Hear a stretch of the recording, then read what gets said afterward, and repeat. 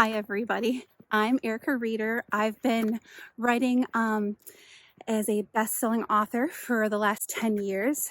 And you probably are thinking, Erica, well, you only have 2 books released. I know. Well, there's something to that, and I'm here to talk about that today.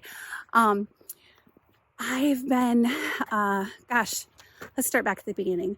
I've wanted to be an author my whole entire life. From 6th grade, I won a thing called Young Authors as a contest, and you probably are familiar with it. Just in case you aren't, everybody submits a story, and they pick the one that they like best, and they picked mine.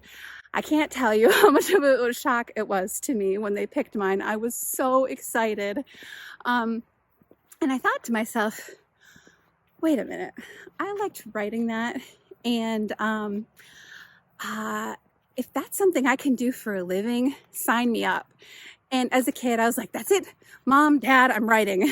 Well, turns out it's not quite that easy, but I have been making my lifelong journey really to be the best writer I can be. I've been when I was in 9th grade, I won a contest for one of my short stories. My English teacher actually submitted it for me, which was amazing, not to my knowledge. But she just came up to me and was like, hey, you won. And I was like, what? Won what? And she goes, oh, I submitted your story into a contest and you won. And I actually won a chance to go to a workshop in a college. And when I was in high school, I mean, that's a huge deal, right? So I was kind of proud, kind of excited. But when I got there, I realized, ooh, my writing was kind of scary. You know what I mean? Like not in a good way. So I've been making it my mission to even increase my skills as an author and a writer. And I went to college and got a bachelor's degree in literature. I've been part of numerous critique groups, just working on my craft. All that's well and good, right? But that doesn't really explain why it's taken me so long to write books these last 10 years. Well, okay, let's get real. Life happened. I had moved away from Michigan to Arizona to go to school at Arizona State University. Don't have any complaints. Don't really have anything great to recommend it either. So I'm not really going to be a cheerleader for them. But then I moved to North Carolina, where that was just a really lonely experience for me. My significant other had done a lot of working full-time on a swing shift. I was working first shift. We had a son who's 2 years old. And it was just basically a lot of me raising him by myself. Very lonely. I'm such a family person, so it was really kind of sad to have to do all that by myself. Again, my perspective, probably not his, but neither here nor there. This is my channel, so this probably doesn't matter, but just as a side note, my son is autistic. It is a lot of work, but he is such a great kid.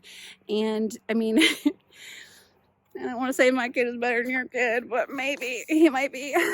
I mean, okay, in some cases, we're still talking about putting dishes back in the sink. You know what I mean? So it's kind of a give or take.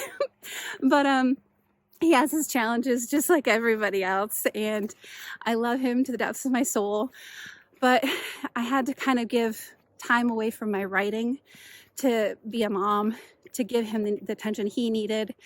Also, I was very lonely. So if anyone has been in like a crushing loneliness before, you kind of understand that you have to take that time to nurture yourself. And I kind of went inwards to protect myself. And that meant less writing and less releasing and less being as engaged as I wanted to. And I ended up moving back to Michigan in an attempt to be happy.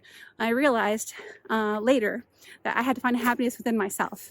I have the paper here because I wanted to remember everything for you guys, so forgive me for the paper.